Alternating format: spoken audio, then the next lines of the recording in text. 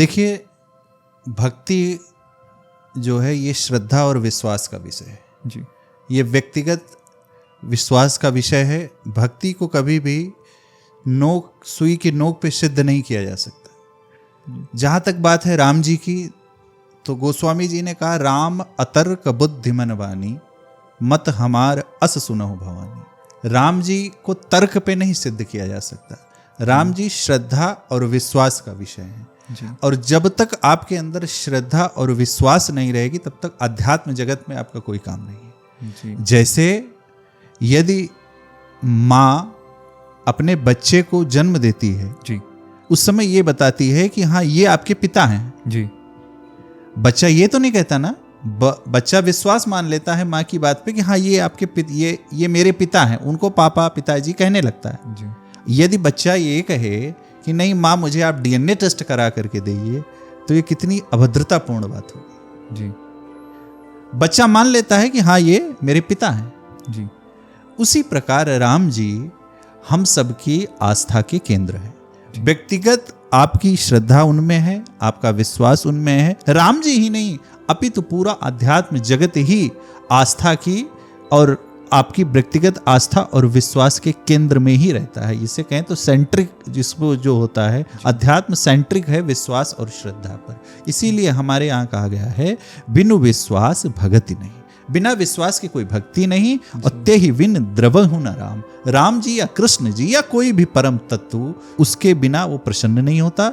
जैसे एक साधारण जन, जैसे ये एक सामाजिक व्यवस्था है, इसमें बड़ा कहते हैं ये आपके बड़े भाई, ये आपके छोटे भाई, ये आपकी माँ, ये आपके पिता, ये आपके पुत्र, ये आपका, ये हमारे गुरु, ये हमारे शिष्य। ये क्या है? ये एक व्यवस्था है जिसमें हम आप विश्वास करके रखते हैं। जब तक हमें आप में इनमें विश्वास नहीं होगा तब तक हमारी आस्था वहाँ पर टिकने वाली नहीं है। और जब तक आपकी आस्था नहीं अस्थायी होगी तब तक आपके जीवन में कोई परिवर्तन आने वाला नहीं है। राम जी के विषय में, कृष्ण जी के विषय में ये कोई कहानी कथानक नहीं है जी। जहां पर इसको जब हम राम जी की बात करें तो रामायण जैसा महाकाव्य जो महर्षि वाल्मीकि जी ने लिखा, जो हमें आपको जीवन में धर्म, जीवन जीने का उद्देश्य, जीवन जीने की कला, हम कैसे धर्मयुक्त जीवन जिएं, हम जीवन में विनम्र कैसे हों, हम जीवन में सफल कैसे हों, क्योंकि सफलता का नाम राम है, विनम्रता का नाम राम है। और उसी प्रकार महाभारत में क्या है? कौरवों और पांडवों का युद्ध। युद्ध क्या है? वो कौरवों और पांडवों में अंतर इतना ही था कि कौरव जो है वो अपने कौरवों के अंदर सेटिस्फेक्शन नहीं था और उसी के तहत ही एक जब युद्ध में आप जानते होंगे भागवत गीता जो परम ग्रंथ है, उस युद्ध के दौरान ही ये ग्रंथ प्रकट कर दिया भगवान ने। क्यों?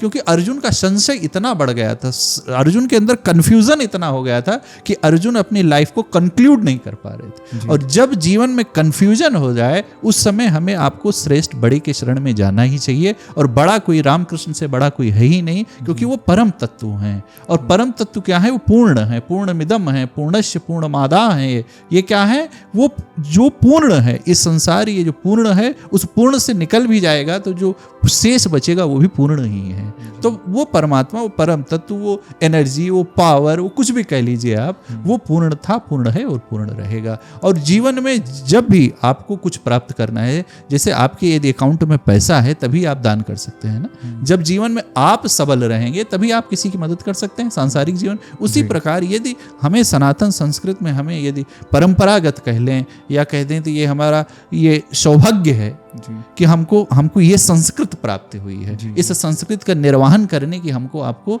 ये सौभाग्य प्राप्त हुआ है। तो ये काल्पनिक नहीं है, ये पूर्ण रूप से तात्विक भी है, तथ्यात्मक भी है, प्रूफ भी है। और जीवन में जहाँ पर राम जी के द्वारा धर्म, जीवन, कार्य, उद्देश्य कैसे सफल किया जाए, हम वहीं पर कृष्ण जी के द्वारा जीवन में हम कैसे अपने जीवन को रसमय बनाएं।